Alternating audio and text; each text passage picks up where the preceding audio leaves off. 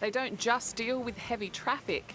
Indonesia's motorcycle taxi drivers are also battling low fares and loose regulation of ride-hailing firms.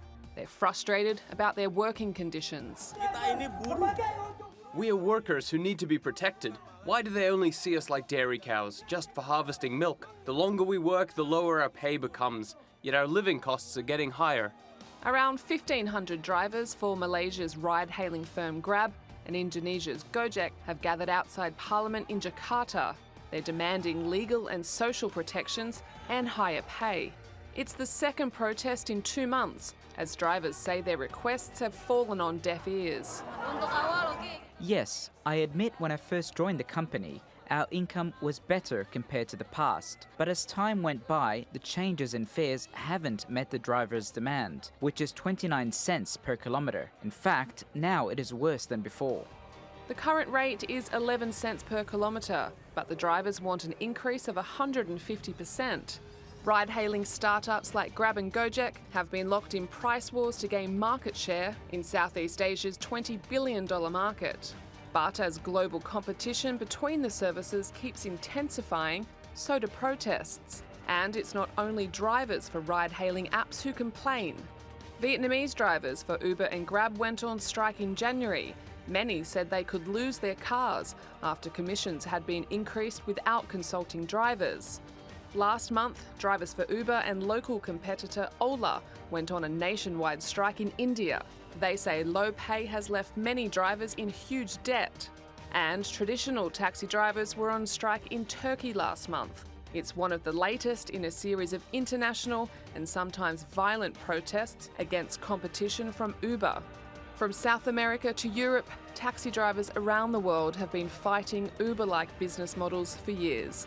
They argue that apps are bypassing licensing and regulation, which leads to unfair competition. And with complaints not only from traditional taxi firms, but also within the ranks of drivers for app-based services themselves, it seems the debate over car-hailing technology still has a long road ahead. Liz Maddock, TRT World.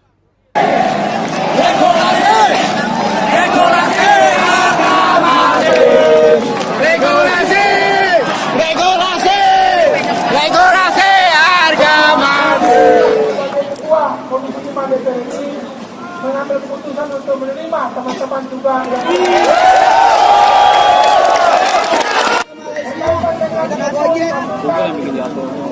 aspirasi dari teman-teman semua. Iya, karena kami akan rapat dengan Kementerian Perhubungan.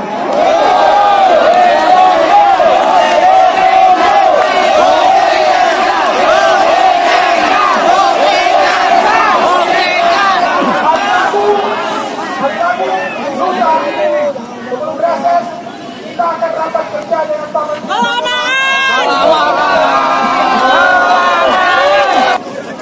Dokumen sudah tertulis kami sudah terima, dan dari dokumen itu menjadi catatan penting bagi kami untuk kita membahas, dan kita minta pemerintah untuk melakukan apa yang disebut dengan kebijakan afirmatif, kebijakan yang peduli terhadap teman-teman semua.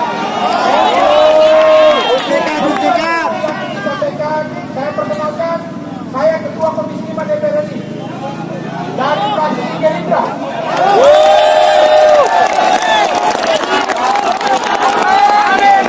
Kita juga minta kepada perwakilan teman-teman, sudah banyak, ya, hingga 5 orang untuk ikut dalam ini perjuangan kita bersama, dan untuk itu maka kita juga akan sudah saya kasih nomor sekretariat Komisi 5 kepada teman-teman yang mewakili.